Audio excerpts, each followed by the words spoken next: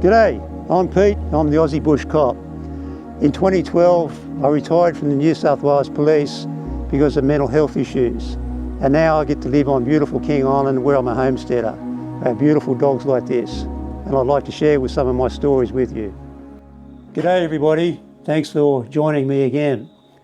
Today's story has a number of aspects to it, so if you need to go and get a cup of tea or a cup of coffee, go and do that, put me on pause and go and get a cuppa. But the story starts off with a garden variety arrest, but fairly quickly morphed into something a little bit more hectic. So the arrest that started all this off happened in, you might say, the less friendly part of Dubbo. And I saw this bloke commit an offence, and I stopped and got out of my car, and what ensued then was a foot pursuit through residential areas, like over fences and the such. And anyway, I caught this bloke and I brought him back to the footpath. Now, an essential part of this story is that I wasn't working out of a caged truck on this particular occasion. I was working out of a sedan.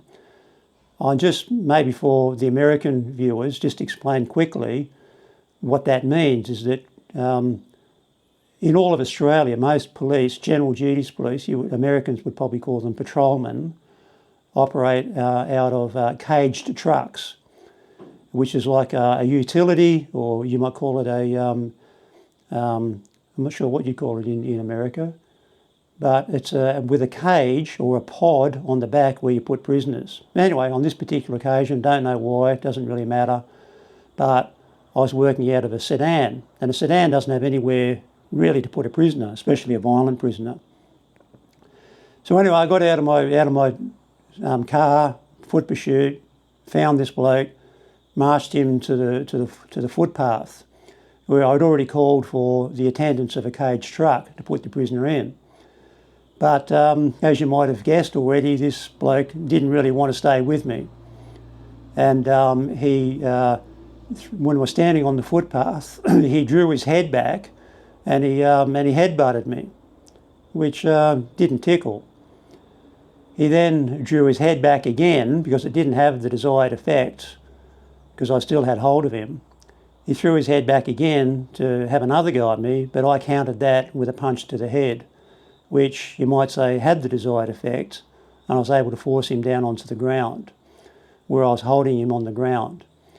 By this time, a gathering occurred of his neighbours, friends, relatives, who knows, and they all gathered around, and they weren't on my side. In fact, a couple of them were very much against me, and while I was holding him on the ground, waiting for the cage truck to get there, two of his adult female, relatives, friends, neighbours, started pounding me on the back of my head. They were using that part of their hand, and they were just raining down blows on the back of my head towards the base of my skull. And I would estimate I was hit about 50 or 60 times. It still didn't have the desired effect of liberating the prisoner. If that wasn't bad enough, I then looked to my right amongst this gathering of people. There was a bloke walking towards me carrying a length of steel pipe, and he was very aggressive looking in his face, in his countenance, and he was going to walk up and he was going to belt me with this length of steel. And despite everything that was happening, and it always surprises me how logical we humans can be in situations like this, where you don't let emotion get in the way, you just do what you need to do. Anyway, so he's walking up towards me with this length of steel. I then undid the clip on my pistol, my 40 calibre pistol, with the intention of drawing it just with one hand and pointing it at him, and if he continued to come at me, he was going to get shot in the chest. So he could see, because I was eyeballing him, And he could see that I was fair income. That means, I wasn't mucking about. And he then dropped the piece of steel. He then walked backwards and he smashed the headlight on my patrol car, the headlight on the passenger side, and left the area. About then, the cavalry arrived. I remember there was a number of police arriving. Maybe they arrived in a cage truck and another car, I'm not sure now. I know there was a number of police got there. And we took into custody the bloke that I had on the ground and the two women that were assaulting me from behind. And they all went back to the police station where they were charged with the appropriate offences. What then happens at a procedural point of view is that the police put the charge papers together. One of the charge papers, or one of the documents that goes to the court, is called the facts sheet. And the punch in the head was certainly listed in the fact sheet and was in my statement that I produced later. And punching someone in the head is not a prescribed move by the police. I won't say what the prescribed moves are. I don't want to let out any secrets. But punching someone in the head is not one of the prescribed moves. And so it wouldn't have been based on that, but the person that I punched made a formal complaint that I assaulted him, meaning the punch. And what happens, again, at a procedural level, what the police do, what the Internal Affairs Police do, is that they say, well, this is subject to a hearing because he pled not guilty to the matter, which meant the whole thing was going to be heard by a magistrate. And the magistrate is made aware that there's a formal complaint against the officer. And of course that makes it independent. So then it comes to the hearing, which probably was some months later. And the hearing was held in a small distant town. I don't know why it was held out there, but it was held at a small distant town, many kilometres away, maybe half an hour or more away from Dubbo.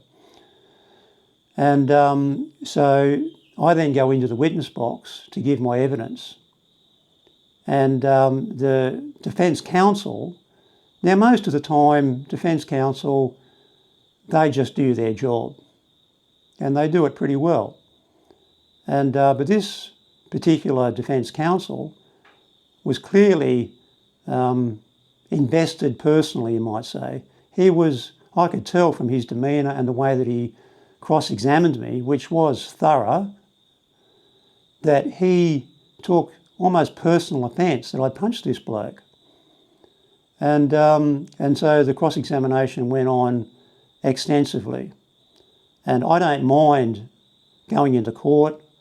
I'm reasonably au fait with public speaking. And but I was kind of glad when this cross-examination was over. And because it just went on and on and on. And you are there in the witness box for as long as they want you to be there. The prosecutor can, of course, object to any line of questioning that is unlawful. I don't remember if that happened. But it just went on and on. So it came to an end, and the magistrate announced the lunch adjournment. And so I went, along with a number of other police, over to the police station, which is right next door, which is often the case, especially in country. Police stations and courthouses, they're right next door to each other, sometimes with an underground tunnel between the two to move prisoners to and fro. But anyway, the lunch adjournment was called. I went over to the police station to have my lunch. And I was sitting in an area where there must have been where the public could enter, because in walked the Defence Counsel. And he looked rather harried, you might say. And he looked at me, and the first words out of his mouth was, "I'm sorry about that," meaning that thorough cross-examination he gave me. And he then said, I need an escort out of town because the family, the family of the accused could see that the hearing wasn't going the way that they wanted it to go. Of course, it was far from over. The magistrate hadn't made his finding, but they knew it wasn't going well. And what was another important aspect of this story is one of the people watching this hearing was an acting inspector. That means someone who has the substantive rank of sergeant but wants to become an inspector. And I think that one of the things you can put on your application to become an inspector is that you've investigated criminal complaints against police. And I was very aware that this man was up the back left-hand corner of the court. And I knew that if the magistrate found that my punching of him was unlawful, then I faced a very real possibility of being arrested after I left the court. I'll say after because it's not protocol to arrest someone inside a courtroom. It's considered like a sanctuary.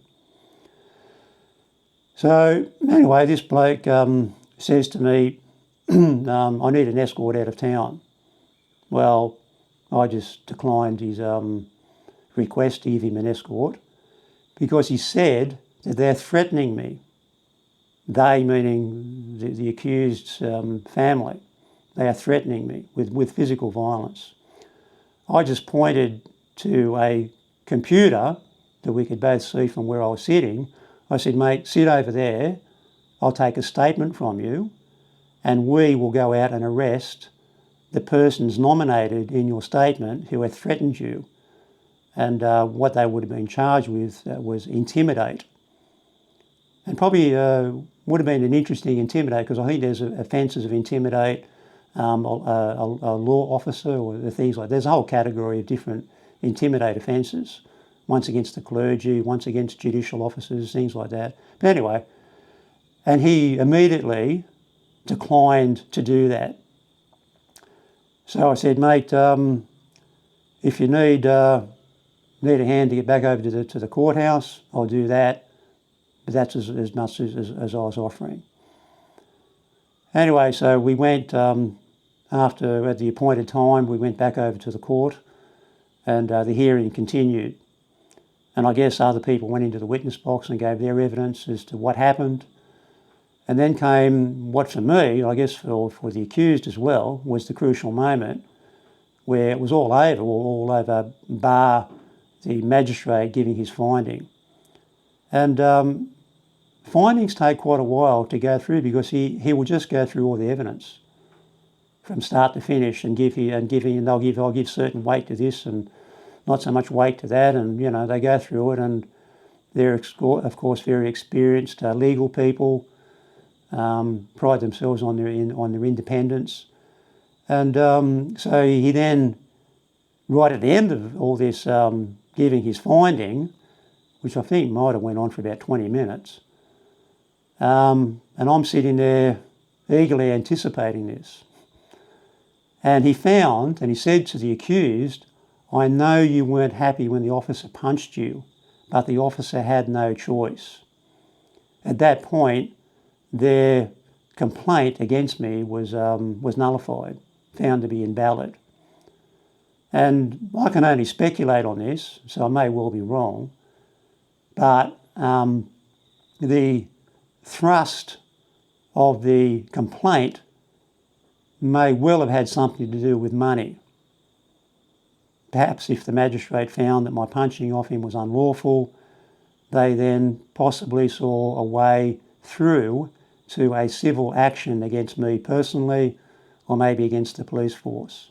Now, I don't know. I can only speculate on that. Anyway, so don't know what happened to the solicitor. I know he didn't get attacked, or I know he made his way out of town, and because I know he reappeared later on in different hearings that I had. But what happened then, this story, as I said, has a number of aspects to it. And one of those aspects to it really came, well, would have been more than a year later. I was in court in Dubbo, and I knew this particular magistrate who'd been there probably a number of years. And he was transferring to another, what they call it, a circuit, to another circuit. And he was moving to the Bathurst circuit. And Bathurst, if you're not familiar with Australia, Bathurst is a city which was further east from Dubbo, and Bathurst was probably about 4 hours west of Sydney by car. It's a regional country town, or city actually. Anyway, so I had this hearing with this same magistrate more than a year later. Now, one of the things that you become aware of giving evidence or being in court is the magistrate very rarely speaks directly to police officers. They'll only do that if they want to ask a clarifying question while the officer is in the witness box. So I was certainly not used to, and most police wouldn't be used to this, to the magistrate addressing them personally. And the matter that I just had before him was a really nasty, intimidate domestic violence matter. And I always loved to win, and the vast majority of the time I did win, as most police do. It's around 93% success rate. Anyway, when I was walking out of court, and I was feeling a little bit dejected, you might say, that I'd lost, wondering why I'd lost, how could I have done better? And as I was walking out, I was vaguely aware of the magistrate speaking, and I just presumed he was speaking to the prosecutor who was still in the courtroom. Then I heard the prosecutor call out to me, "Peter, the magistrate is speaking to you." So I stopped, turned around and looked at His Honour. And when a magistrate is on the bench, as they call it, whatever he or she says is very important, carries a lot of weight. If they said it to you out on the street, they're still a magistrate, but when they say it from the bench, it carries a lot of weight, both negative and positive, of course. And anyway, I turned around and looked at His Honour. As you do, you look at them directly in the eye, as when you're being sworn in, for example. And he said, "Of all the police here," he said, "you bring the most matters before me, and I've always been impressed. If you ever consider a transfer to the Bathurst circuit, I'd be most pleased." Now, I was chuffed and, you might say, humbled by what he said. And when I thought about it later, I thought, I kind of think that he's probably got that cross-examination I went through maybe a year earlier in mind. That might have been sharper in his mind. But I'd given a lot of evidence before him. And later that day, at the end of every shift in Dubbo, they're 12-hour shifts, and at 6 a.m. and 6 p.m. there is a shift changeover meeting.